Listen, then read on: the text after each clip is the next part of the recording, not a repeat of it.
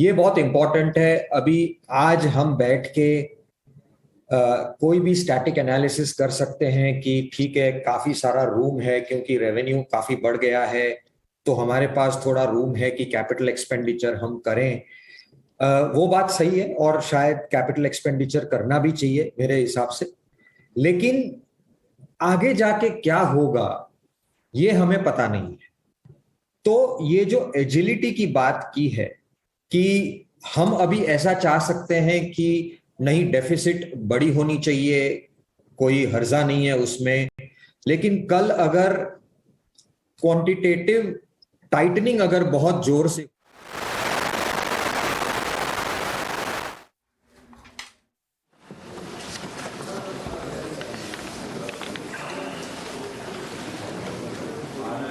Honorable Speaker, sir, I present the budget for the year 2022-23.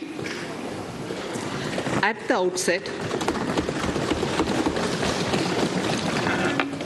outset, sir, I want to take a moment to express my empathy for those who had to bear adverse health and economic effects of the pandemic. The overall sharp rebound and recovery of the economy is reflective of our country's strong resilience. India's economic growth in the current year is estimated to be 9.2%, highest among all large economies. I recognize we are in the midst of an Omicron wave with high incidence but milder symptoms. Further, the speed and coverage of our vaccination campaign has helped greatly. With an accelerated improvement of health infrastructure in the past 2 years, we are in a strong position to withstand challenges. I am confident that with Sabka Prayas, we will continue our journey with strong growth. Honorable Speaker, we are marking Azadi Ka Amrit Mahotsav and have entered into Amrit Kal, the 25-year-long lead-up to India at 100. Honorable Prime Minister, in his Independence Day address, had set out the vision for India at 100. By achieving certain goals during Amrit Kal, our government aims to attain this vision. They are complementing the macroeconomic level growth focus with a microeconomic level all-inclusive welfare focus, promoting digital economy and fintech, technology-enabled development, energy transition, and climate action, and relying on virtuous cycles starting from private investment with public capital investment, helping to crowd in private investment. Since 2014, our government's focus has been on empowerment of citizens, especially the poor and the marginalized. Measures have included programs that have provided housing, electricity, cooking gas, and access to water. We also have programs for ensuring financial inclusion and direct benefit transfers. We are committed to strengthening the abilities of the poor to tap all opportunities. Our government constantly strives to provide the necessary ecosystem for the middle classes, a vast and wide section which is populated across various middle income brackets, to make use of the opportunities they so desire. This budget seeks to lay the foundation and give a blueprint to steer the economy over Amrit Kal of the next 25 years, from India at 75 to India at 100. It continues to build on the vision drawn in the budget of 21-22.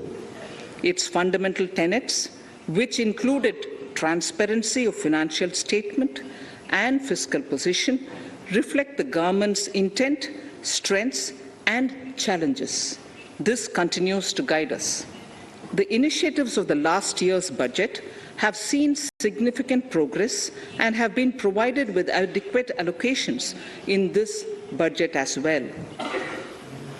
The strengthening of health infrastructure, speedy implementation of the vaccination program, and the nationwide resilient response to the current wave of the pandemic are evident for all.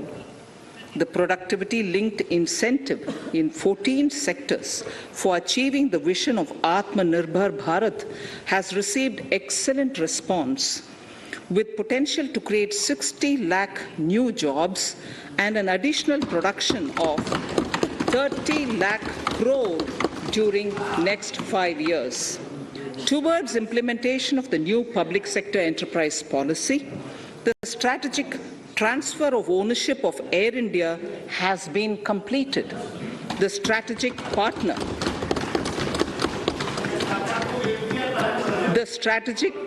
for Neelachal Ispat Nigam Limited has been selected.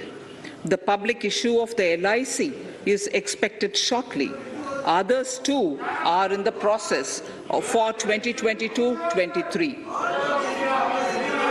Please no, National Bank आपको for पर्याप्त मौका पर्याप्त अवसर मिलेगा, बेटे बेटे टिप्पणी मत कीजिए. the National Bank for Infrastructure Development and National Asset Reconstruction Company have commenced their activities. Honorable Speaker, sir, Budget 2021-22 had provided a sharp increase in provision for public investment or capital expenditure. Throughout the year, with the Honorable Prime Minister guiding the implementation, our economic recovery is continuing to benefit from the multiplier effect. This budget continues to provide impetus for growth. It lays a parallel track of 1. A blueprint for the Amrit Kal, which is futuristic and inclusive. This will directly benefit our youth, women, farmers, the scheduled castes, and the scheduled tribes. And number 2, big private public investment. Number 2, big public investment for modern infrastructure, readying for India at 100. This shall be guided by PM Gati Shakti and be benefited by the synergy of multimodal approach. Moving forward on this parallel track, we lay the following 4 priorities: PM Gati Shakti, inclusive development, productivity enhancement and investment, sunrise opportunities, energy transition, and climate action, and 4, financing of investments.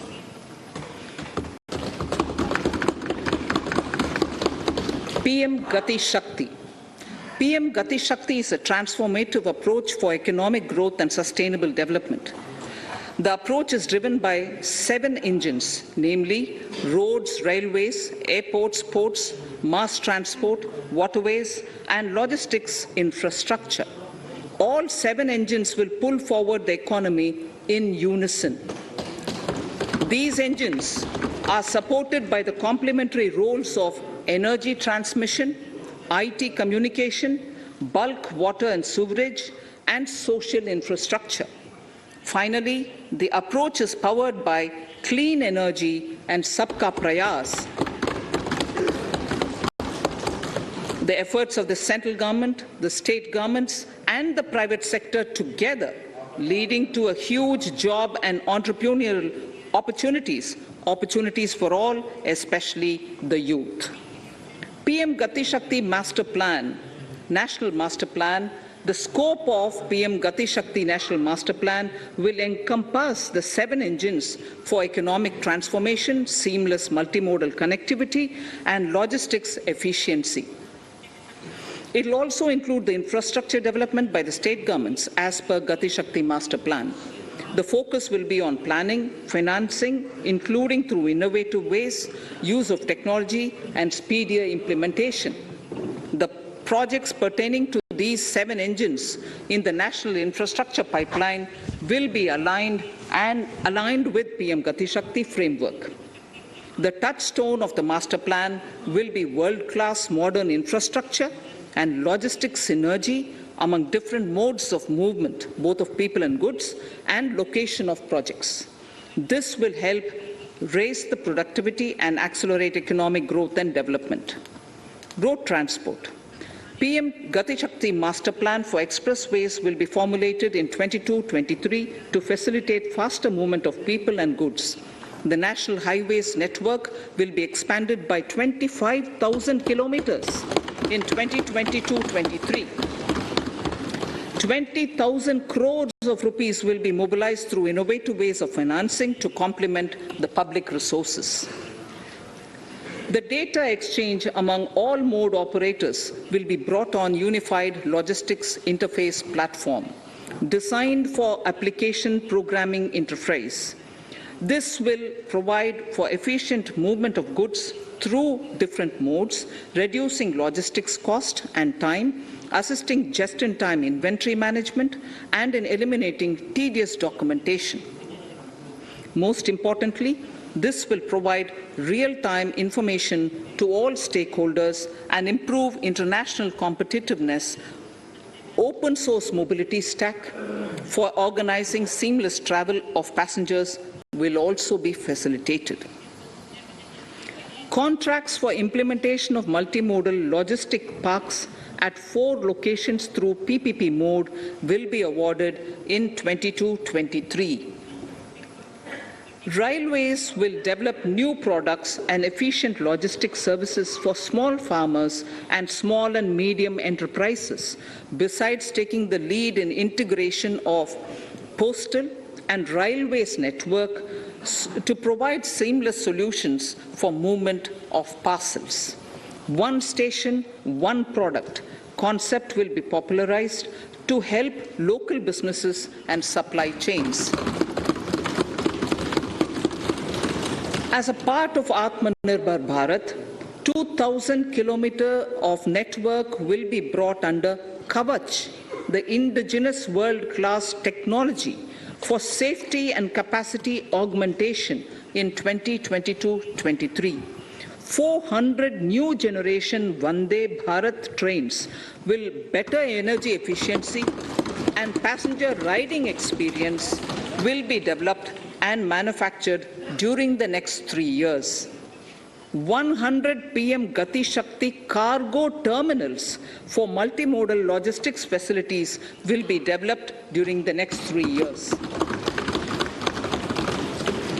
Innovative ways of financing and faster implementation will be encouraged for building metro systems of appropriate type at scale. Multimodal connectivity between mass urban transport and railway stations will be facilitated on priority. Design of metro systems, including civil structures, will be reoriented and standardized for Indian conditions and needs. Parvat Mala, as a preferred ecologically sustainable alternative to conventional roads in difficult hilly areas, National Ropeways Development Program will be taken up on PPP mode. The aim is to improve connectivity and convenience for commuters, besides promoting tourism. This may also cover congested urban areas where conventional mass transit system is not feasible. Contracts for 8 such ropeway projects for a length of 60 kilometers will be awarded in 22-23.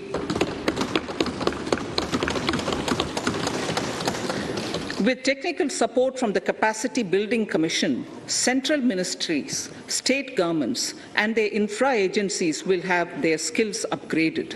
This will ramp up capacity in planning, design, financing, including innovative ways, and implementation management of the PM Gati Shakti infrastructure projects. Inclusive development, our second priority. Agriculture. The procurement of wheat in Rabi 21-22 and the estimated procurement of paddy in Kharif 21-22 will cover 1,208 lakh metric tons of wheat and paddy from 163 lakh farmers, and 2.37 lakh crores will be the direct payment of MSP value to their accounts. Chemical-free natural farming will be promoted throughout the country. with a focus on farmers' lands in 5-kilometer wide corridors along the river Ganga at the first stage. 2023 has been announced as the International Year of Millets. Support will be provided for post-harvest value addition, enhancing domestic consumption, and for branding millet products nationally and internationally. To reduce our dependence on import of oil seeds, a rationalized and comprehensive scheme to increase domestic production of oil seeds will be implemented. For delivery of digital and high-tech services to farmers with involvement of public sector research and extension institutions, along with private agri-tech players and stakeholders of agri-value chains, a scheme in PPP mode will be launched.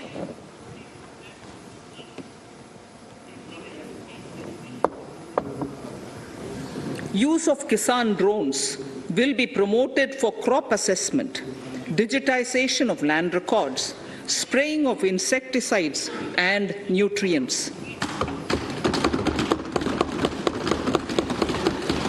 States will be encouraged to revise syllabi of agricultural universities to meet the needs of natural, zero budget, and organic farming, modern day agriculture, value addition, and management.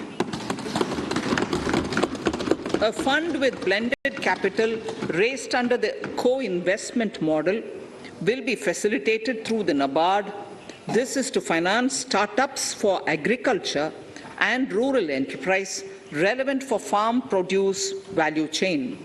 The activities of these startups will include inter alia, support for FPOs, machinery for farmers on rental basis at farm level, and technology including IT-based support. The implementation of the Ken-Betwa link project at an estimated cost of 44,605 crores will be taken up. This is aimed at providing irrigation benefits to 9.0 lakh hectare of farmers' lands, drinking water supply to 62 lakh people, 103 megawatt of hydro, 27 megawatt of solar power, allocations of 4,300 crores of rupees in the RE 21-22 and 1,400 crores of rupees in 22-23 have been made for this project. Honorable Speaker, sir, draft DPRs for 5 river links, namely Daman Ganga Pinjal, Partapi Narmada, Godavari Krishna, Krishna Pennar, and Pennar Kaveri have been finalized. Once a consensus is reached among the beneficiary states, the Centre will provide support for their implementation. For farmers to adopt suitable varieties of fruits and vegetables and to use appropriate production and harvesting techniques, our government will provide a comprehensive package with participation of state governments. MSMEs, Udyam, eShram, NCS and ASEEM portals will be interlinked. Their scope will be widened.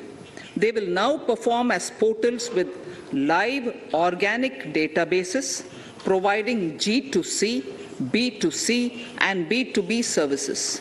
These services will relate to credit facilitation, skilling and recruitment with an aim to further formalize the economy and enhance entrepreneurial opportunities for all. Emergency Credit Line Guarantee Scheme has provided the much needed additional credit to more than 130 lakh MSMEs. This has helped them mitigate the adverse impact of the pandemic. The hospitality and related services, especially those by micro and small enterprises, are yet to regain their pre-pandemic level of business. Considering these aspects, the ECLGS will be extended up to March 2023, and its guarantee cover will be expanded by 50,000 crores of rupees to total cover of 5 lakh crores.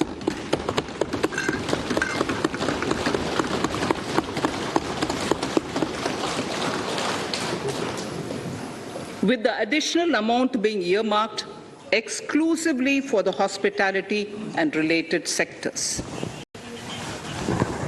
Credit Guarantee Trust for Micro and Small Enterprises, CGT-MSE, scheme will be revamped with required infusion of funds.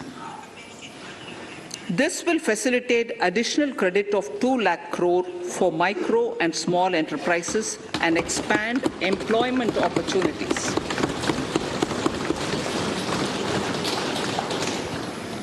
Raising and accelerating MSME performance RAMP program will outlay of 6,000 crore over 5 years will be rolled out. This will help MSME sector become more resilient, competitive, and efficient.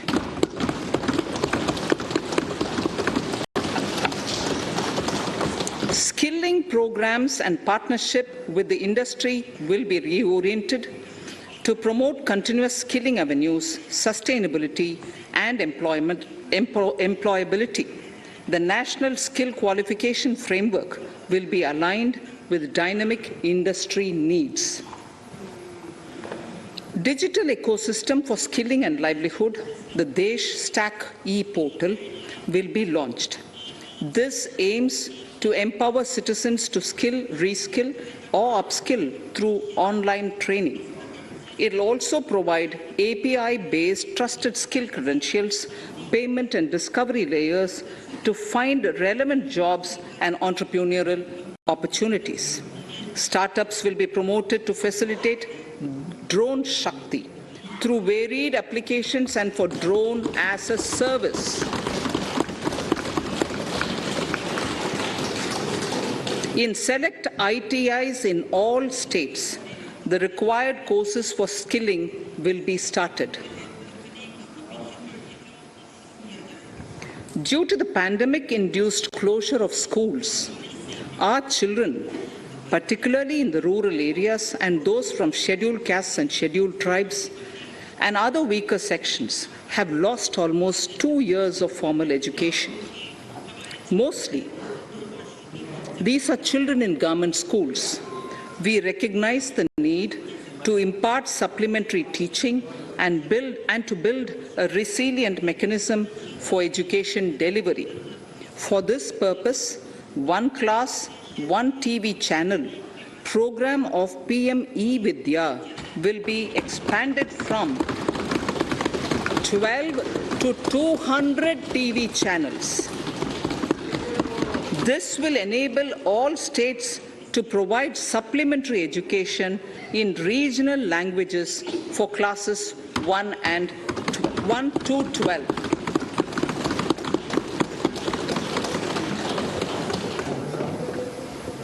High-quality e-content in all spoken languages will be developed for delivery via internet, mobile phones, TV, and through radio and digital teachers. A competitive mechanism for development of quality e-content by the teachers will be set up to empower and equip them with digital tools of teaching and facilitate better learning outcomes. A digital university will be established to provide access to students across the country for world-class quality universal education with personalized learning experience at their doorsteps. This will be made available in different Indian languages and ICT formats. The university will be built on a networked hub and spoke model, with the hub building cutting-edge ICT expertise. The best public universities and institutions in the country will collaborate as a network of hub and spoke. An open platform for the national digital health ecosystem will be rolled out. It will consist of digital registries of health providers and health facilities, unique health identity, consent framework, and universal access to health facilities.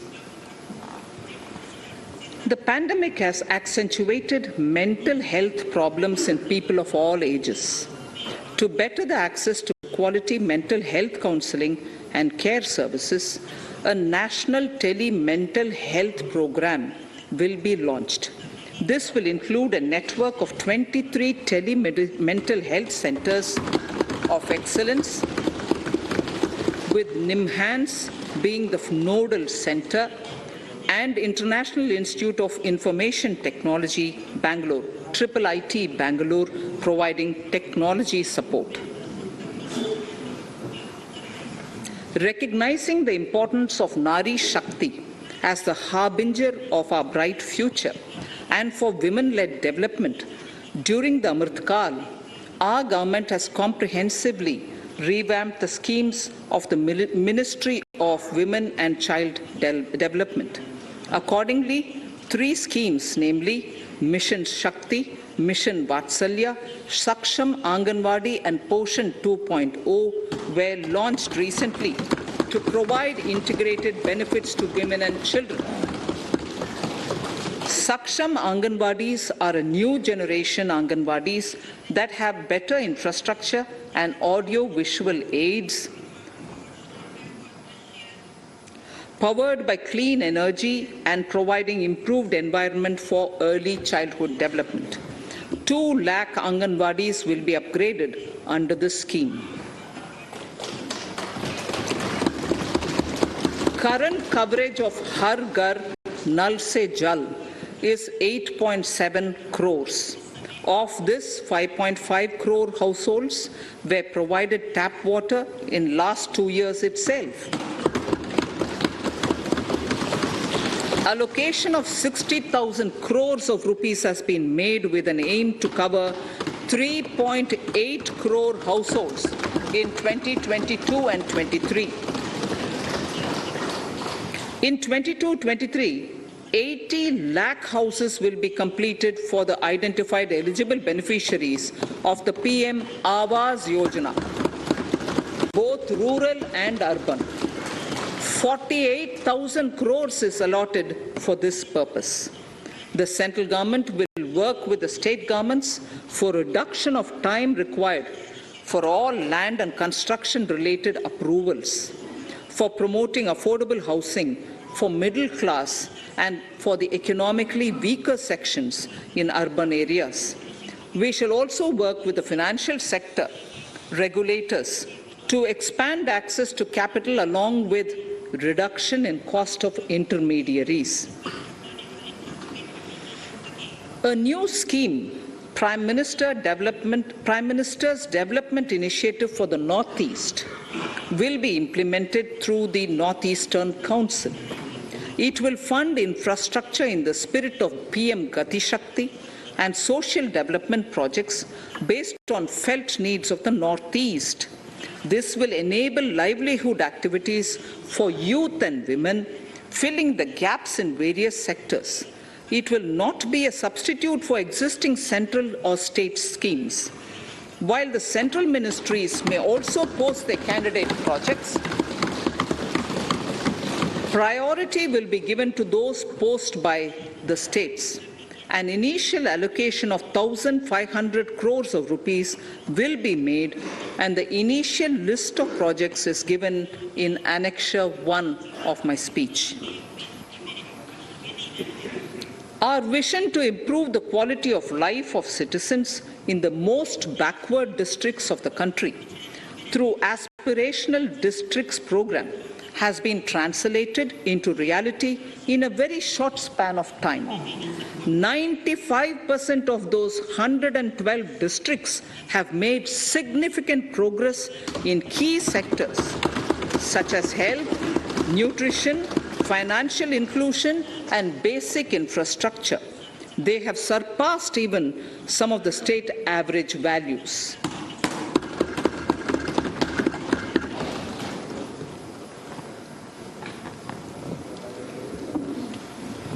However, in those districts, some blocks continue to lag. In 22-23, the program will focus on such blocks in those districts. Border villages with sparse population, limited connectivity, and infrastructure often get left out from the development gains. Such villages on the northern border will be covered under a new Vibrant Villages program. The activities will include construction of village infrastructure, housing, tourist centers, road connectivity, provisioning of decentralized renewable energy, direct-to-home access for Doordarshan and educational channels, and support for their livelihood generation. Additional funding for these activities will be provided. Existing schemes will be converged.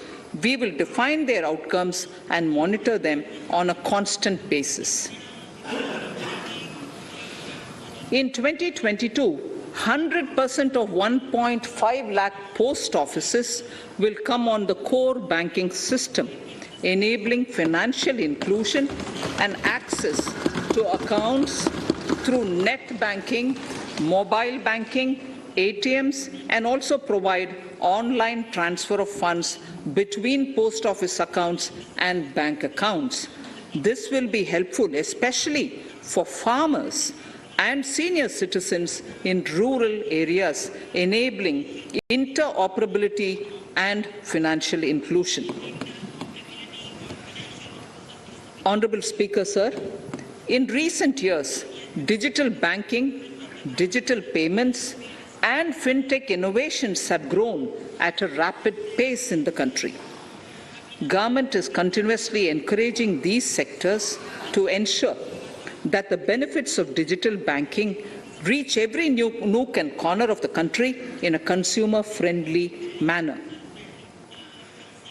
Taking forward this agenda and to mark 75 years of our independence, it is proposed to set up 75 digital banking units in 75 districts of the country by scheduled commercial banks. The financial support for digital payment ecosystem announced in the previous budget will continue in 22-23 as well. This will encourage further adoption of digital payments. There will also be a focus to promote use of payment platforms that are economical and user-friendly. Sir, I move to the next priority. In recent years, over 25,000 compliances were reduced and nearly 1,500 union laws were repealed. This is the result of our government's strong commitment for minimum government and maximum governance. 1,486 union laws were repealed. Our trust in the public and ease of doing business is what is highlighted here, sir.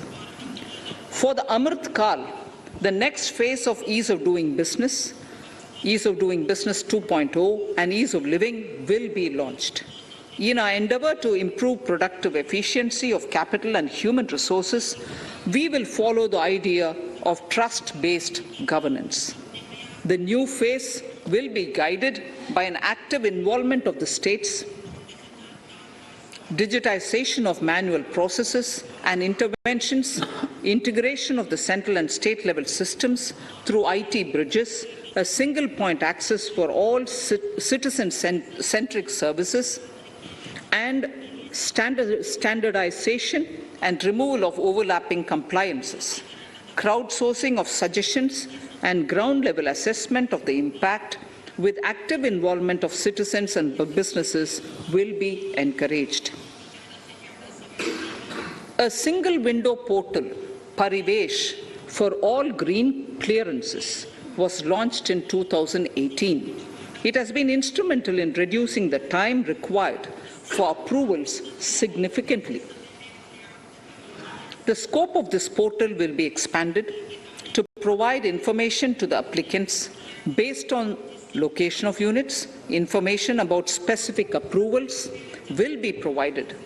It will enable application for all 4 approvals through a single form and tracking of the process through Centralized Processing Center Green, CPC Green. E-passports.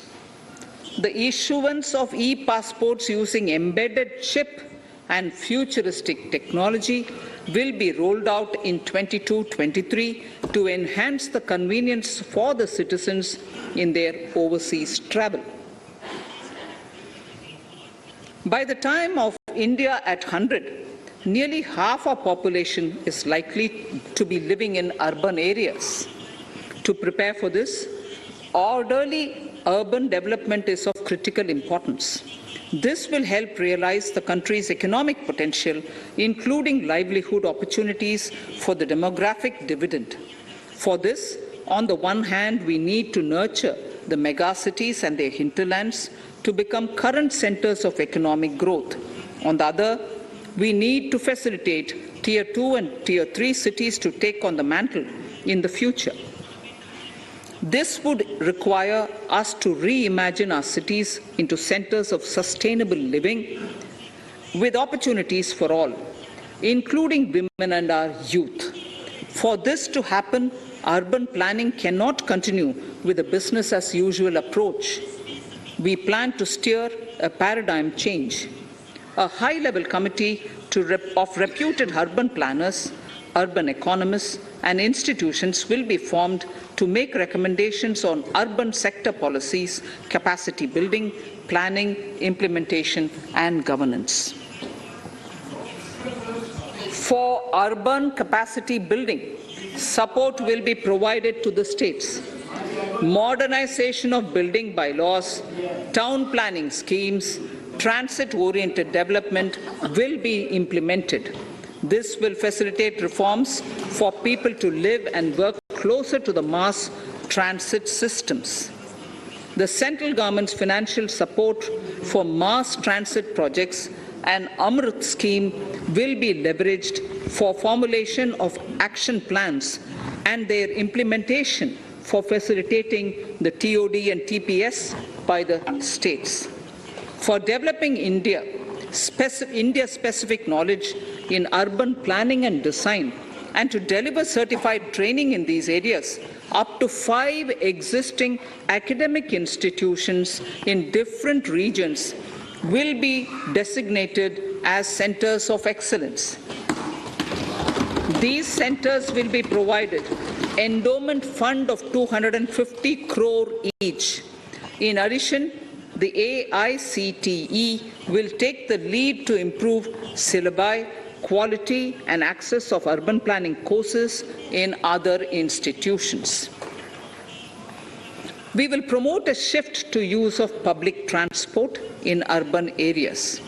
This will be complemented by clean tech and governance solutions, special mobility zones with zero fossil fuel policy and EV vehicles. Battery swapping policy.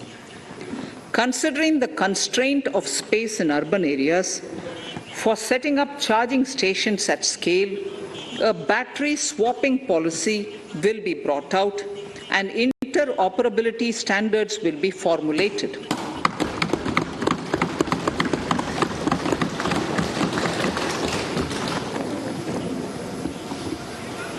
The private sector will be encouraged to develop sustainable and innovative business models for battery or energy as a service. This will improve efficiency in the EV ecosystem. Efficient use of land resources is a strong imperative. States will be encouraged to adopt unique land parcel identification number to facilitate IT-based management of records. The facility for transliteration of land records across any of the Schedule 8 languages will also be rolled out. The adoption of linkage with National Generic Document Registration System (NGDRS) with the One Nation, One Registration software will be promoted as an option for uniform process of registration and anywhere registration of deeds and documents. Necessary amendments in the code IBC will be carried out to enhance the efficiency of the resolution process and facilitate cross-border insolvency resolution. Accelerated corporate exit. Several IT-based systems have been established for accelerated registration of new companies. Now the Center for Processing Accelerated Corporate Exit, CPACE, will process re-engineering, will be established to facilitate and speed up the voluntary winding up of these companies from the currently required 2 years to less than 6 months. Government procurement. Government rules have recently been modernized for the needs of Amritkal. The new rules have benefited from the inputs from various stakeholders. The modernized rules allow use of transparent quality criteria besides cost and evaluation of complex tenders. Provisions have been made for payment of 75% of running bills mandatorily within 10 days and for encouraging settlements of disputes through conciliation. As a further step to enhance transparency and to reduce delays in payments, a completely paperless, end-to-end online e-bill system will be launched for use by all central ministries for their procurements. The system will enable the suppliers and contractors to submit online their digitally signed bills and claims and track their status from anywhere. To reduce indirect cost for suppliers and work contractors, the use of surety bonds as a substitute for bank guarantee will be made acceptable in government procurements. Business such as gold imports may also find this useful. IRDAI, insurance regulator, has given the framework for issue of surety bonds by insurance companies. AVGC Promotion Task Force. The animation, visual effects, gaming, and comic, the AVGC sector, offers immense potential to employ youth. An AVGC Promotion Task Force with all stakeholders will be set up to recommend ways to realize this and build domestic capacity for serving our markets and the global demand. Telecom sector. Telecommunications in general and 5G technology in particular can enable growth and offer job opportunities.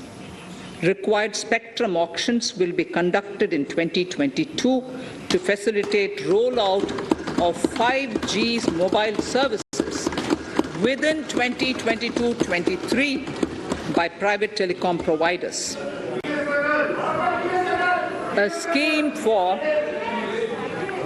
scheme for design-led manufacturing will be launched to build a strong ecosystem for 5G as part of the production-linked incentive scheme.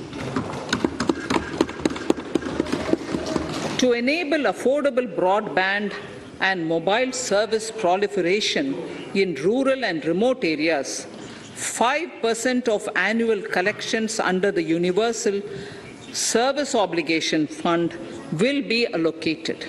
This will promote R&D and commercialization of technologies and solutions. Our vision is that all villages and their residents should have the same access to e-services, communication facilities, and digital resources as urban areas and their residents.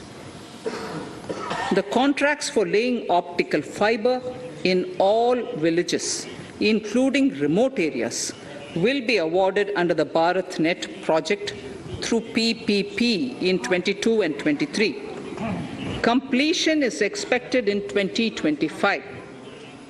Measures will be taken to enable better and more efficient use of the optical fiber. Export promotion.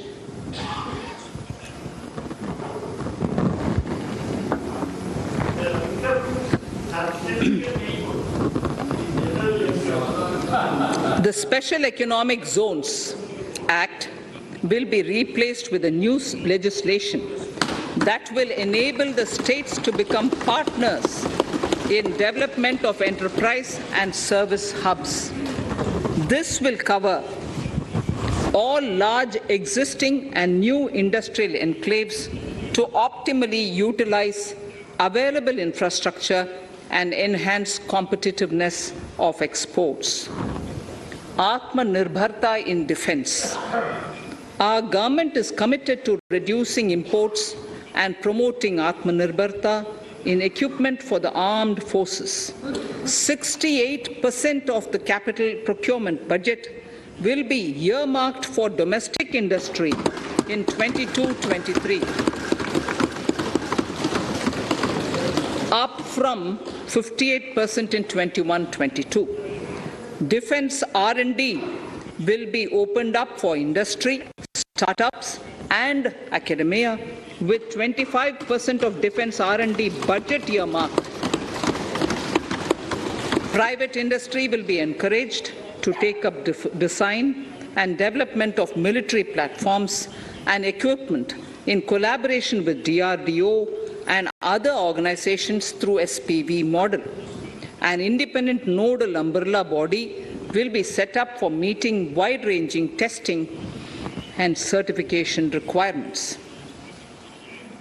Artificial intelligence, geospatial systems and drones, semiconductor and its ecosystem, space economy, genomics and pharmaceuticals, green energy and clean mobility systems have immense potential to assist sustainable development at scale and modernize the country.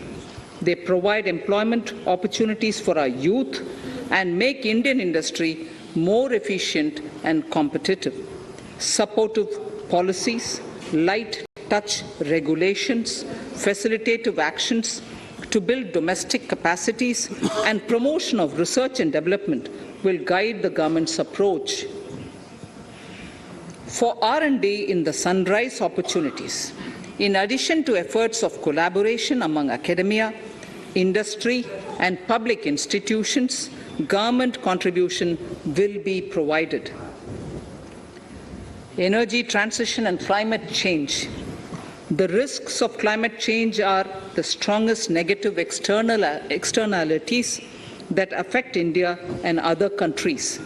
As Honorable Prime Minister said at the COP26 summit in Glasgow last November, and I quote, "What is needed today is mindful and deliberate utilization instead of mindless, destructive consumption," unquote. The low-carbon development strategy, as enunciated in the Panchamrit that he announced is an important reflection of our government's strong commitment towards sustainable development. The strategy opens up huge employment opportunities and will take the country on a sustainable development path. This budget proposes several near-term and long-term actions accordingly. Solar power. To facilitate domestic manufacturing for the ambitious goal of 280 gigawatts of installed solar capacity by 2030, an additional allocation of 19,500 crores for PLI, Production Linked Incentive, for manufacturing of high-efficiency modules with priority to fully integrate manufacturing units from polysilicon to solar PV modules will be made. Honourable Speaker, sir, the circular economy transition is expected to help in productivity enhancement as well as creating large opportunities for new businesses and jobs. The action plans for 10 sectors such as electronic waste, end-of-life vehicles, used oil waste, toxic and hazardous industrial waste are already ready.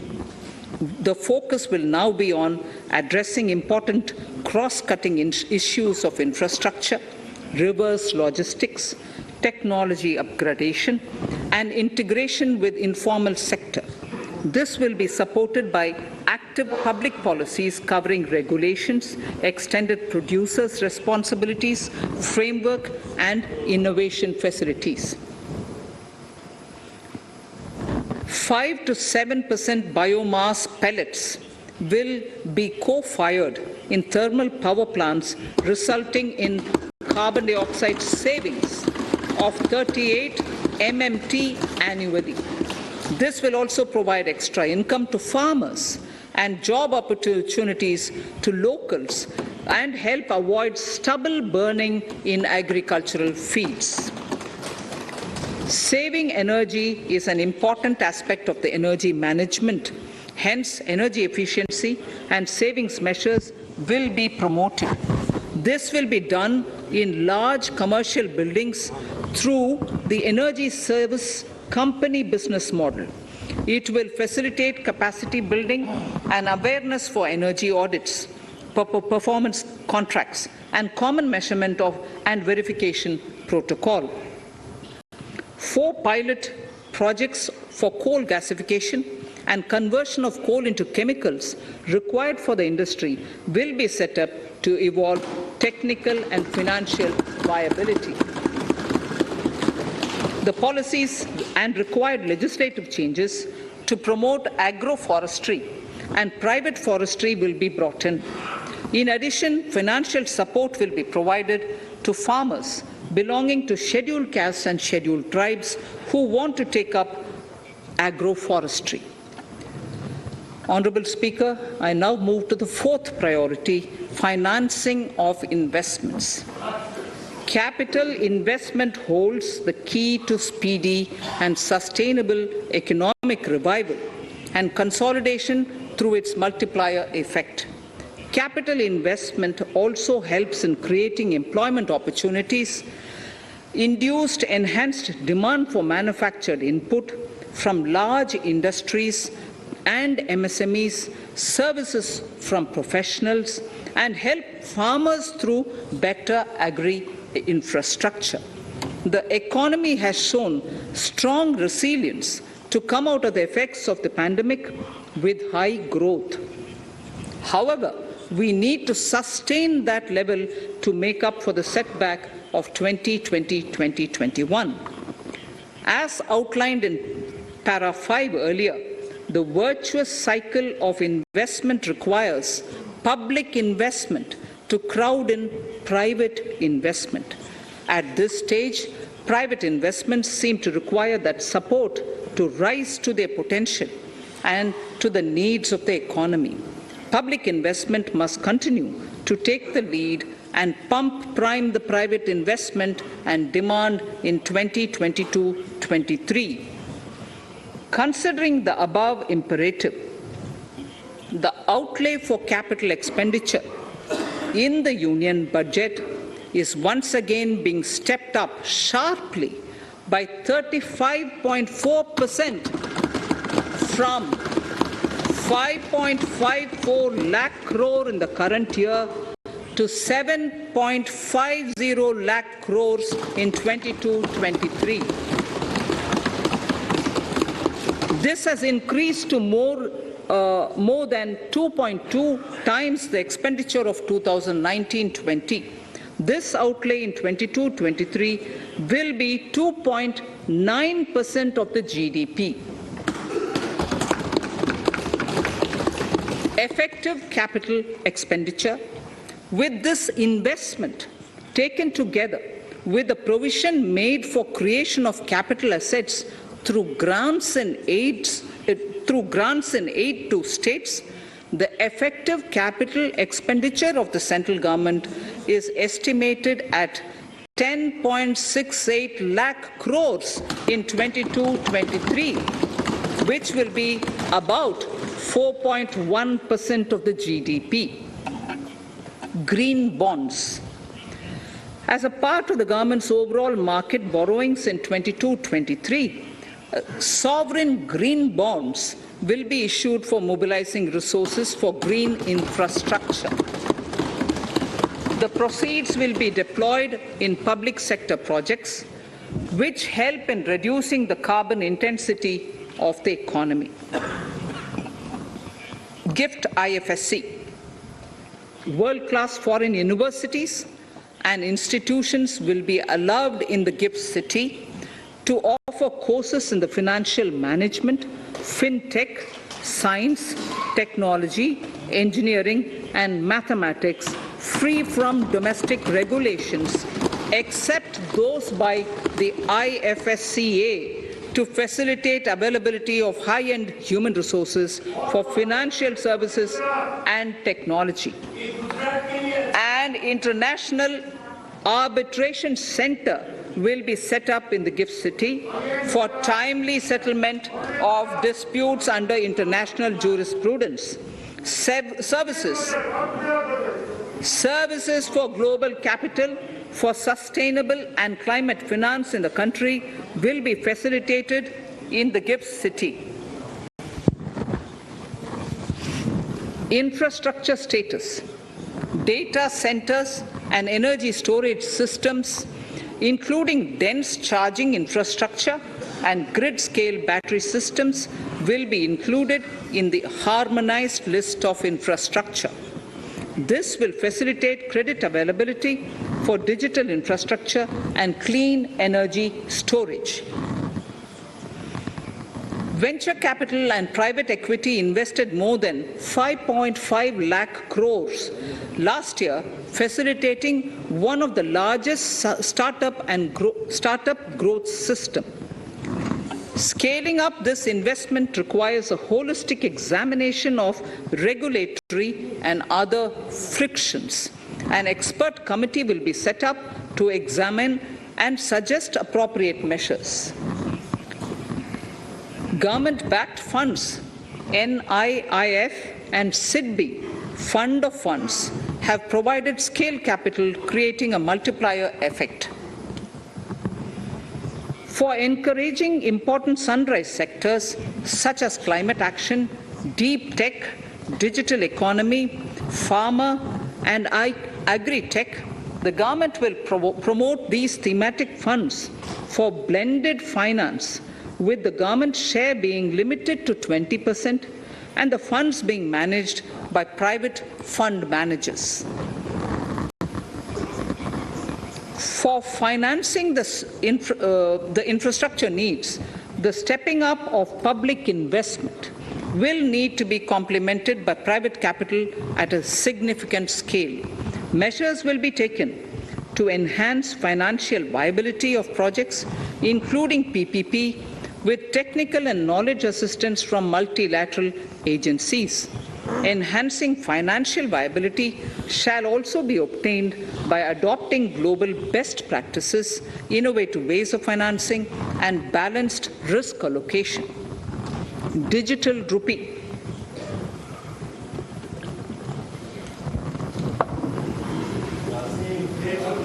Introduction of a central bank digital currency will give a big boost to digital economy.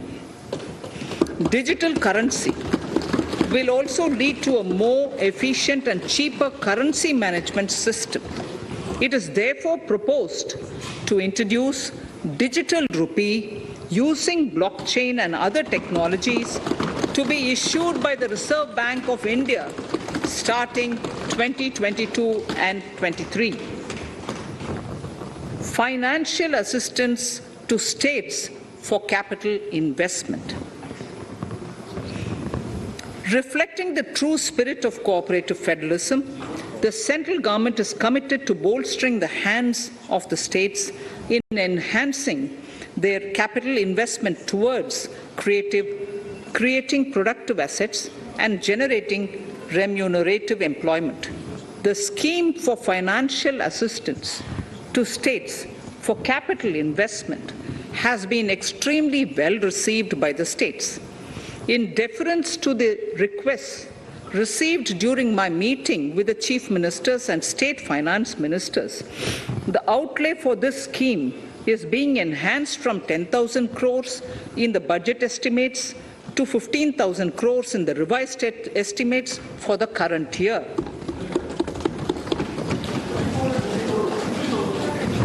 For 22-23,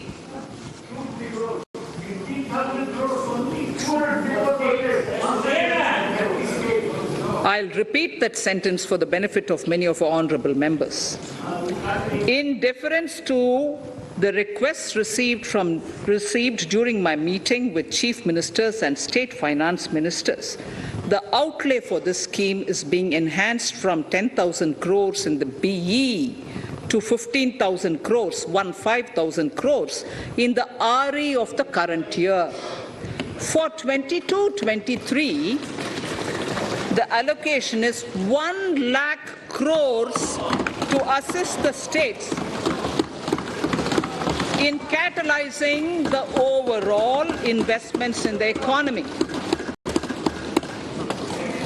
These 50-year interest-free loans are over and above the normal borrowings allowed to the states,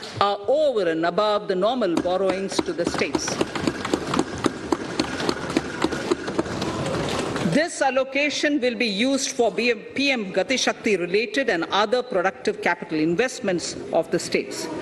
It will also include components for supplemental funding for priority segments of PM Gram Sadak Yojana, including support for the state share, digitization of the economy, including digital payments and completion of OFC network, and reforms related to building bylaws, town planning schemes, transit-oriented development, and transferable development rights.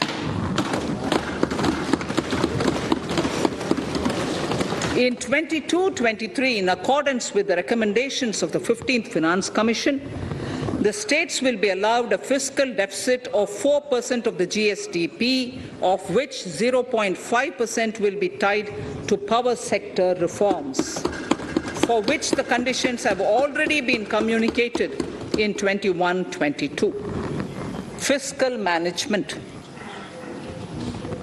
As against a total expenditure of 34.83 lakh crores of rupees projected in the BE 21-22, the revised estimate is 37.70 lakh crores. The revised estimate of capital expenditure is 6.3 lakh crores of rupees. This includes an amount of 51,971 crores towards settlement of outstanding guaranteed liabilities of Air India and its other sundry commitments.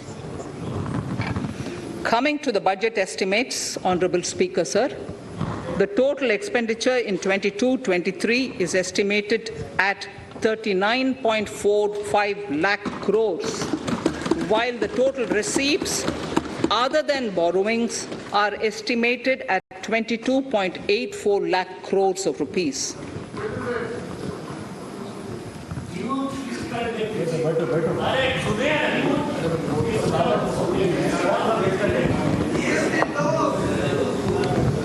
The revised fiscal deficit, Honourable Speaker, in the current year is estimated at 6.9% of the GDP, as against 6.8% projected in the budget estimates.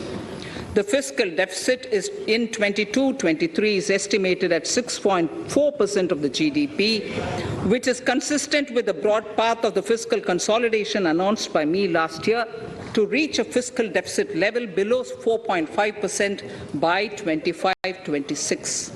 While setting the fiscal deficit level in 22-23, I am conscious of the need to nurture growth through public investment to become stronger and sustainable. I will now move to part B of my speech.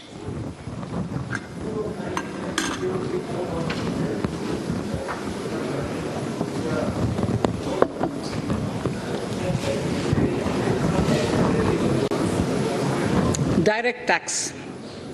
Honorable Speaker, sir, I take this opportunity to thank all the taxpayers of our country who have contributed immensely and strengthened the hands of the government in helping their fellow citizens in this hour of need. So I have brought in a little verse from the Mahabharata. I won't spend more time reading because I would like the speech to get enough time. However, the substance of it is the king must make arrangements for yoga kshema, which is the welfare of the populace, by way of abandoning any laxity and by governing the state in line with dharma, along with collecting taxes which are in consonance with dharma. This is Mahabharata Shanti Parva Adhyaya, Shloka 11 from 72. Drawing wisdom from our ancient texts, we continue on the path to progress. The proposals in this budget, while continuing with our declared policy of stable and predictable tax regime, intend to bring more reforms that will take ahead our vision to establish a trustworthy tax regime. This will further simplify the tax system, promote voluntary compliance by taxpayers, and reduce litigation. Introducing new updated return. India is growing at an accelerated pace and people are undertaking multiple financial transactions. The Income Tax Department has established a robust framework of reporting of taxpayers' transactions. In this context, some taxpayers may realize that they have committed omissions or mistakes in correctly estimating their income for tax payment. To provide an opportunity to correct such errors, I am proposing a new provision permitting taxpayers to file an updated return on payment of additional tax. This updated return can be filed within 2 years from the end of the relevant assessment year.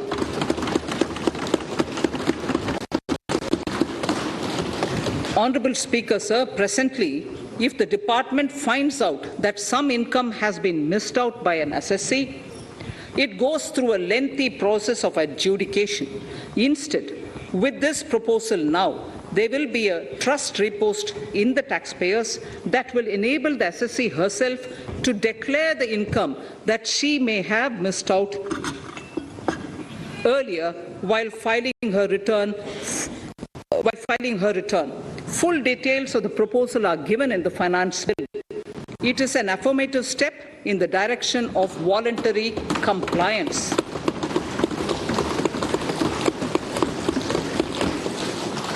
Reduced alternative minimum tax rate and surcharge for co-operatives.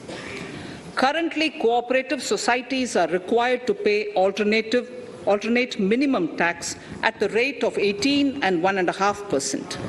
However, companies pay the same rate, the same, which is the alternate minimum tax, at the rate of 15%.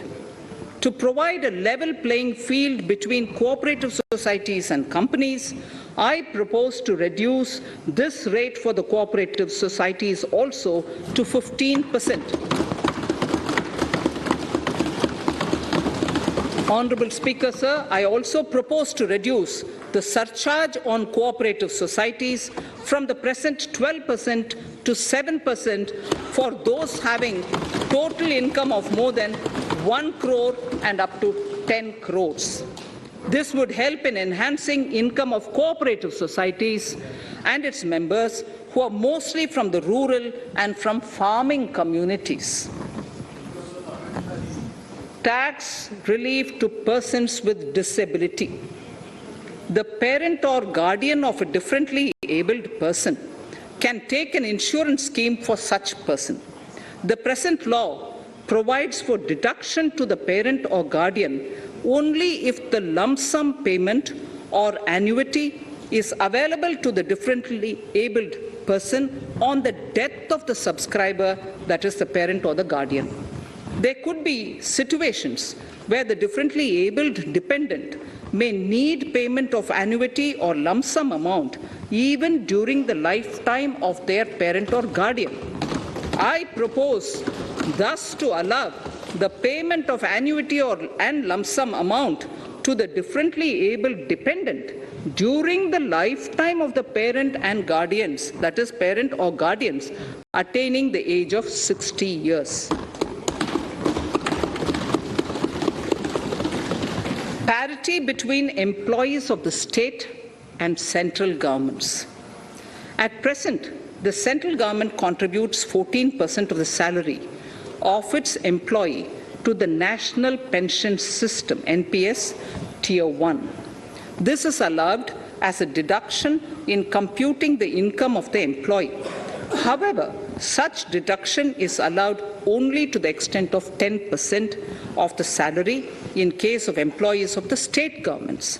To provide equal treatment to both central and state government employees, I propose to increase the tax deduction limit from 10% to 14% on employers' contribution to the MPS account of state government employees as well.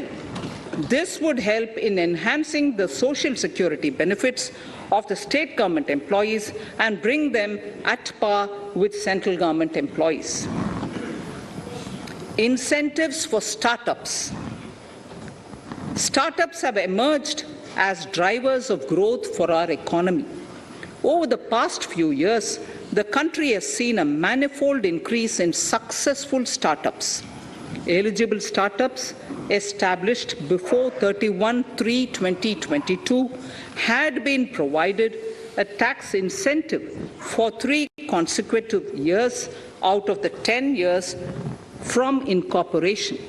In view of the COVID pandemic, I propose to extend the period of incorporation of the eligible startup by 1 more year, that is, up to 31/3/2023 for providing such tax incentives.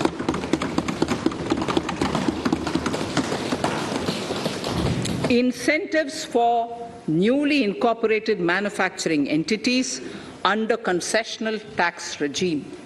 In an effort to establish a global competitive business environment for certain domestic companies, a concessional tax regime of 15% was introduced by our government for newly incorporated domestic manufacturing companies. I propose to extend the last date for commencement of manufacturing or production under Section 115B(ab) by 1 more year, that is from 31st March 2023 to 31st March 2024.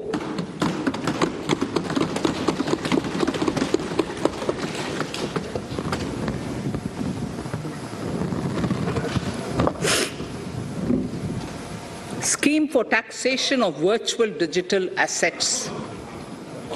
There has been a phenomenal increase in transaction in virtual digital assets.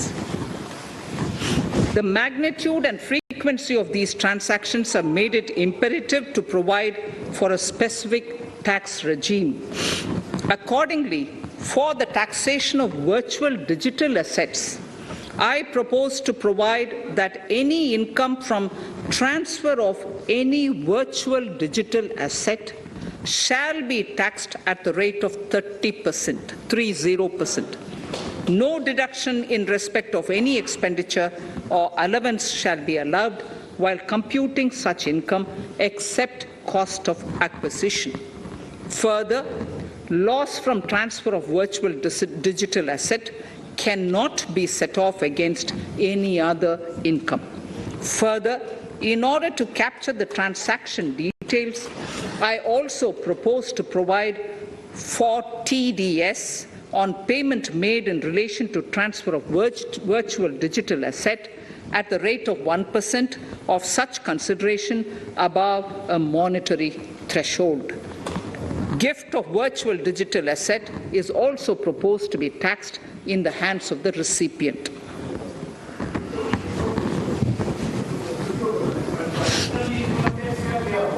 Litigation management to avoid repetitive appeals by the department.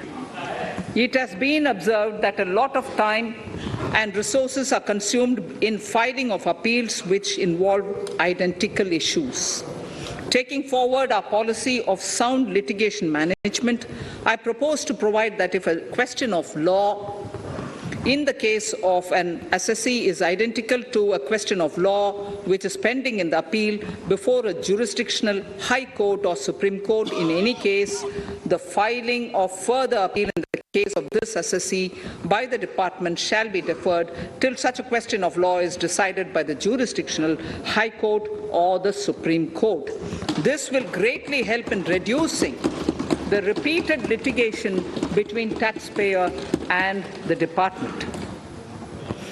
Taking forward our efforts to further promote the IFSC, I hereby propose to provide that income of a non-resident from offshore derivative instruments or over-the-counter derivatives issued by an offshore banking unit, income from royalty and interest on account of lease of ship, and income received from portfolio management services in IFSC shall be exempt from tax subject to specified conditions.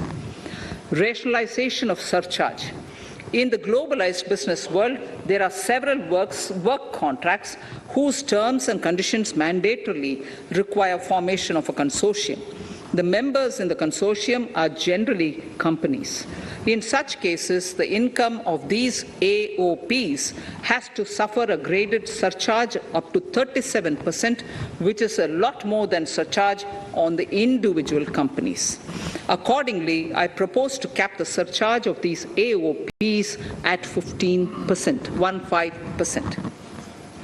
Further, the long-term capital gains on listed equity shares, units, etc., are liable to maximum surcharge of 15%, while other long-term capital gains are subjected to a graded surcharge which goes up to 37%.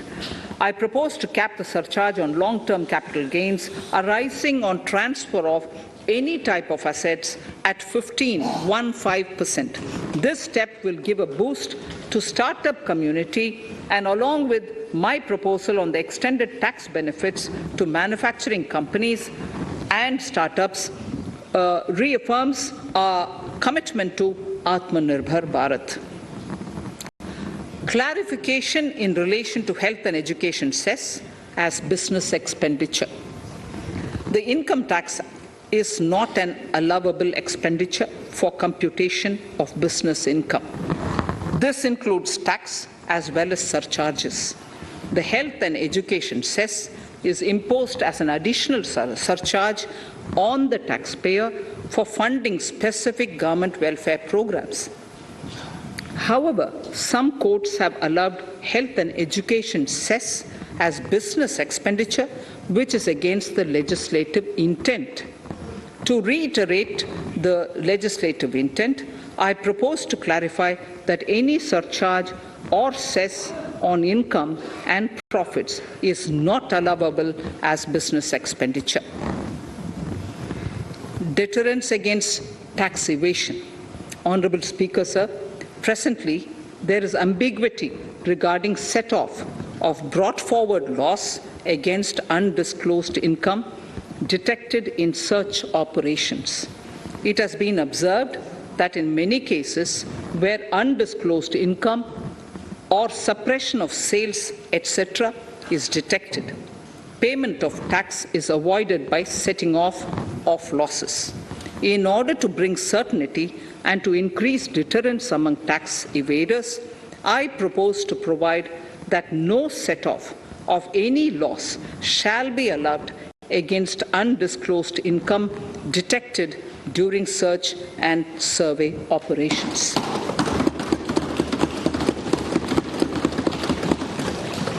It has been noticed that as a business promotion strategy, there is a tendency on businesses to pass on benefits to their agents. Such benefits are taxable in the hands of the agents. In order to track such transactions, I propose to provide for tax deduction by the person giving benefits if the aggregate value of such benefits exceeds 20,000 rupees during the financial year. A few other changes are being made, the details of which are there in the finance bill. Indirect taxes. So remarkable progress in GST. GST has been a landmark reform of independent India, showcasing the spirit of cooperative federalism. While aspirations were high, there were huge challenges too. These challenges were overcome deftly and painstakingly under the guidance and the oversight of the GST Council. We can now take pride in a fully IT-driven and progressive GST regime that has fulfilled the cherished dream of India as one market, one tax. There are still some challenges remaining, and we aspire to meet them in the coming year. The right balance between facilitation and enforcement has engendered significantly better compliance, and enforcement has engendered better compliance. GST revenues are buoyant despite the pandemic. I would bring in something which I've got to know this morning, not part of my speech, but worth putting in here for the knowledge of the Honourable House. I would like to bring to the notice of this House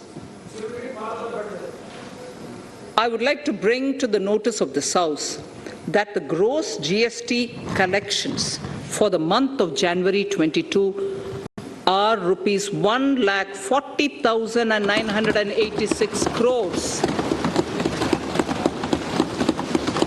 which is the highest since the inception of GST. This has been possible due to rapid economic growth, recovery, post-COVID,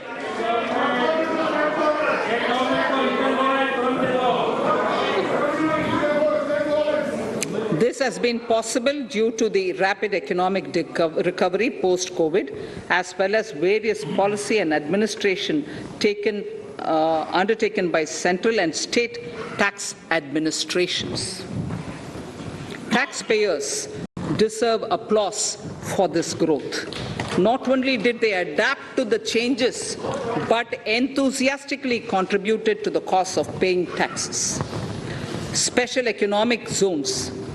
In Part A of my speech, I have referred to the proposed reforms in SEZs.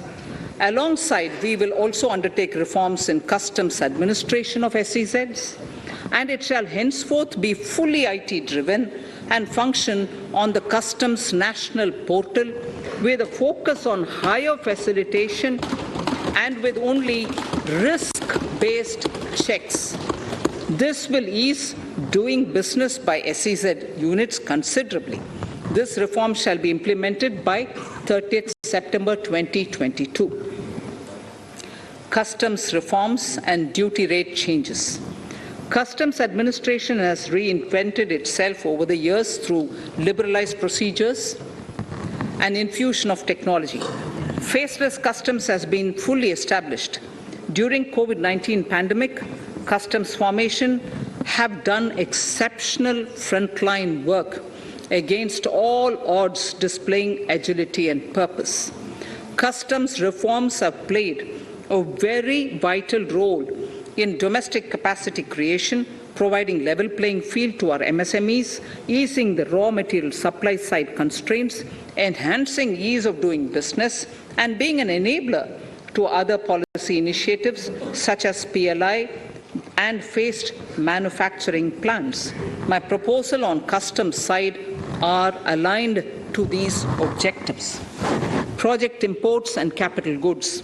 National Capital Goods Policy 2016 aims at doubling the production of capital goods by 2025.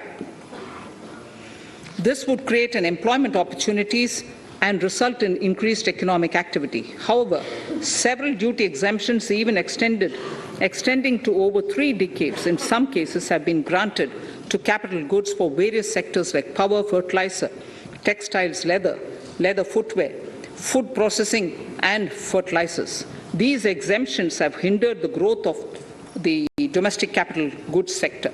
Similarly, project import duty concessions have also deprived the local producers of a level playing field in areas like coal mining projects, power generation, transmission or distribution projects, railway and metro projects. Our experience suggests that reasonable tariffs are conducive to the growth of domestic industry and make in India without significantly impacting the cost of essential imports. Accordingly, Honourable Speaker, Sir, it is proposed to phase out the concessional rates in capital goods and project imports gradually and apply a moderate tariff of 7.5%. Certain exemptions for advanced machineries that are not manufactured within the country shall continue. A few exemptions are being introduced on inputs like specialized castings, ball screw, and linear motion guide to encourage domestic manufacturing of capital goods. In the last 2 budgets, we have rationalized several customs exemptions. We have once again carried out an extensive consultation, including by crowdsourcing. As a result of these consultations, more than 350 exemption entries are proposed to be gradually phased out. These include exemptions on certain agricultural produce,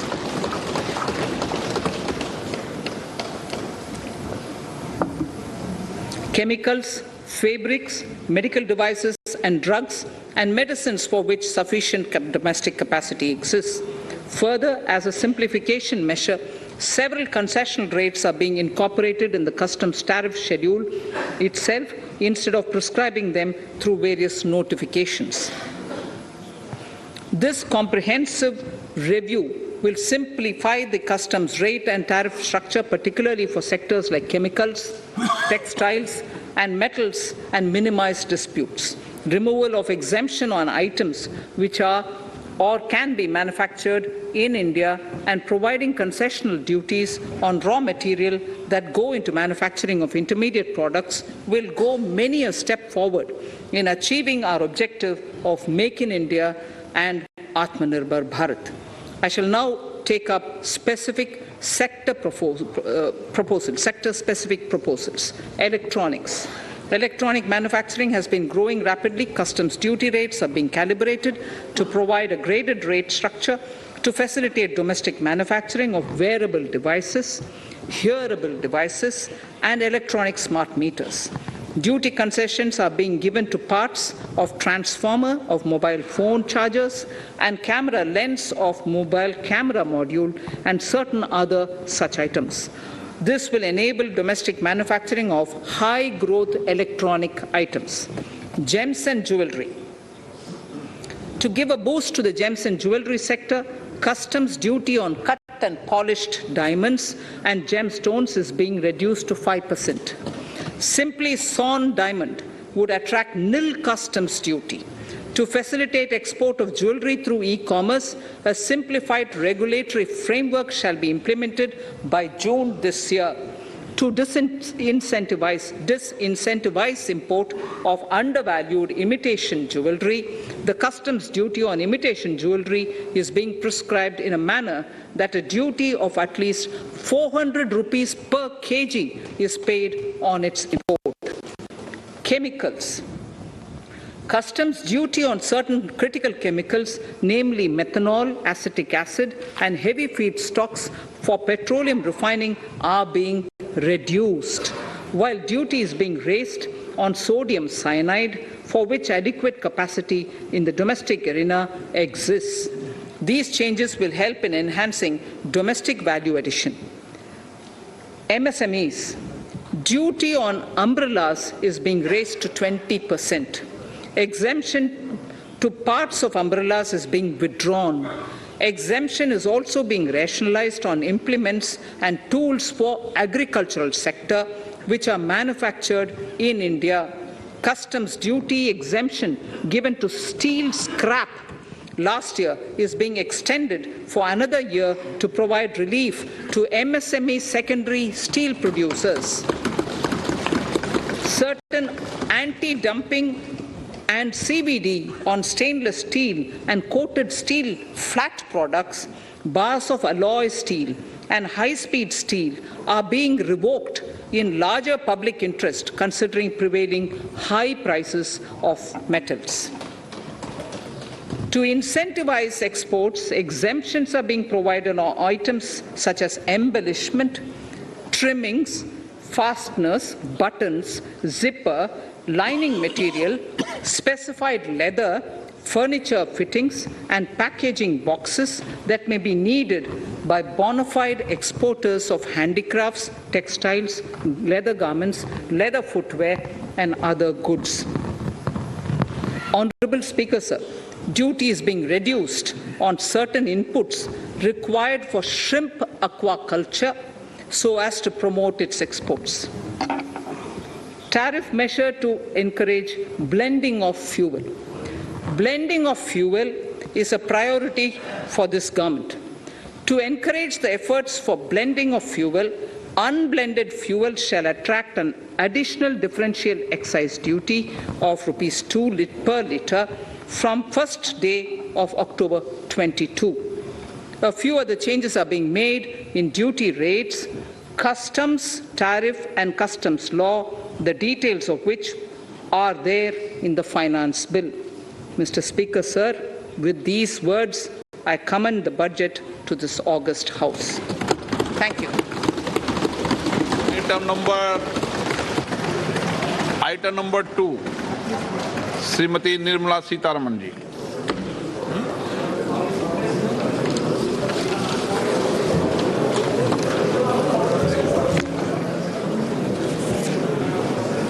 Sir, with your permission, I rise to lay on the table the following statements under Section 3(1) of the Fiscal Responsibility and Budget Management FRBM Act 2003. Medium-term fiscal policy cum fiscal policy strategy statement and macroeconomic framework statement. Item number 3, Vitt Videk 2020, Nirmala Sitharaman ji. Sir, item number 3, Finance Bill. Sir, with your permission, I rise to move for leave to introduce the Finance Bill 2022. प्रश्न ये कि वित्त विधेयक को पुनर्स्थापित करने की अनुमति प्रदान की जाए। जो सदस्य इसके पक्ष में हाँ गए, जो सदस्य विरोध में ना गए, मेरे विचार में निर्णय हाँ वालों के पक्ष में हाँ वालों के सीतारमन का बजट। और अच्छी चीज ये है कि कम से कम जिसे कहते हैं जिसका डर था बाजार को कि शायद पॉपुलिस्ट बजट हो सकता है, उस तरफ झुक सकता है। 5 बड़े राज्यों में चुनाव 9 फरवरी से शुरू होने वाले हैं, 10 फरवरी से, ऐसा नहीं हुआ है। अगर मोटे तौर पर देखा जाए तो ये बजट एक जिसे हम कहते हैं एक स्मार्ट बजट है, नए भारत का बजट है। और वो इसलिए क्योंकि सरकार ने जो सबसे बड़ी घोषणा की है, जो कि शायद बाकी नॉइस में थोड़ी सी दब गई होगी, वो ये है कि सरकार अपना जो कैपेक्स है वो 30% से बढ़ाने जा रही है। जो कैपेक्स होता है सरकार का, वो इकोनॉमी को एक ग्राउंड स्वेल इफेक्ट देता है, वो नीचे से इकोनॉमी को ऊपर लेकर आता है और उससे एम्प्लॉयमेंट भी जनरेट होता है, आपका GDP भी बढ़ता है। तो वो एक बहुत अच्छी घोषणा उन्होंने की है। दूसरा जो उन्होंने